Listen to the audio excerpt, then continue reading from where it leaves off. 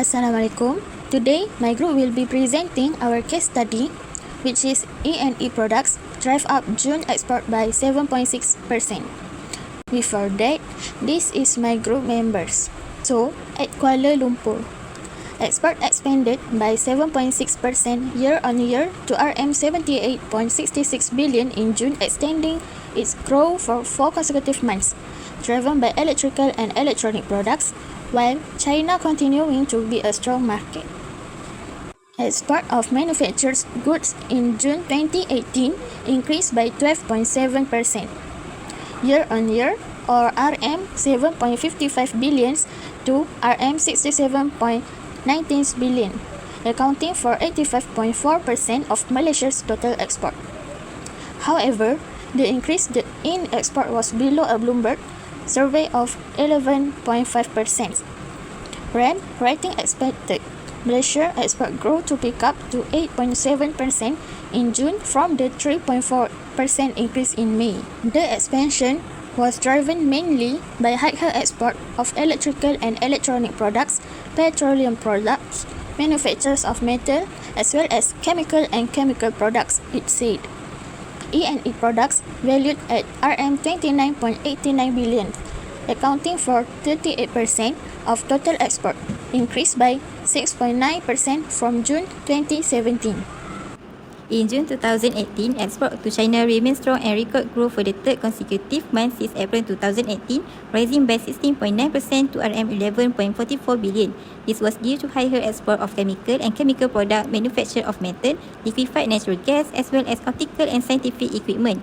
Import from China were up by 18.8% to RM15.39 billion, it said. MITI said import rose by 14.9% to RM72.61 billion, which was slightly lower than the Bloomberg survey of a 15.3% increase. Trade surplus was RM6.04 billion, which was the 240 consecutive month of trade surplus since November 1997. On a month-on-month basis, total trade exports, imports and trade surplus contract by 3.1%, 4.2%, 1.9% and 25.5% respectively, it said. Malaysia total trades in June 2018 grew by 11 from June 2017 to reach RM151.27 billion. The increase was mainly due to higher trade with China, ASEAN, Hong Kong, Taiwan, South Korea, the Europe Union, Saudi Arabia and United Arab Emirates. Question A. Define international trade. Based on the articles, state 3 products that contribute to export expansion. Definition: international trade is the exchange of products and services between nations all over the world is known as international trade. The 3 products that contribute to export expansion is chemical and chemical products, manufacturers of metal, and liquefied natural gas (LNG). Question B. As mentioned in the last paragraph, line 2, trade surplus was RM6.04 billion. What is meant by trade surplus? The answer is trade surplus is an economic measure of a positive balance of trade where a country's export exceeds its import. For example, in this case, Malaysia's trade surplus shows as much as RM6.04 billion since November 1997. This means that Malaysia has exported more goods amounting to RM6.04 billion than it has imported in 2018.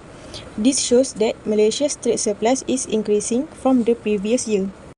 Question C. With reference to the last paragraph, state the countries that contribute to Malaysia higher trade.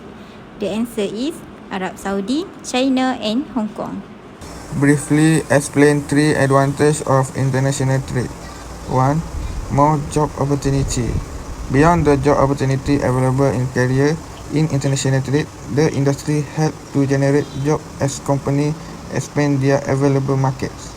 As the available market grow and market share increase, naturally manufacturing and service capability expand as well.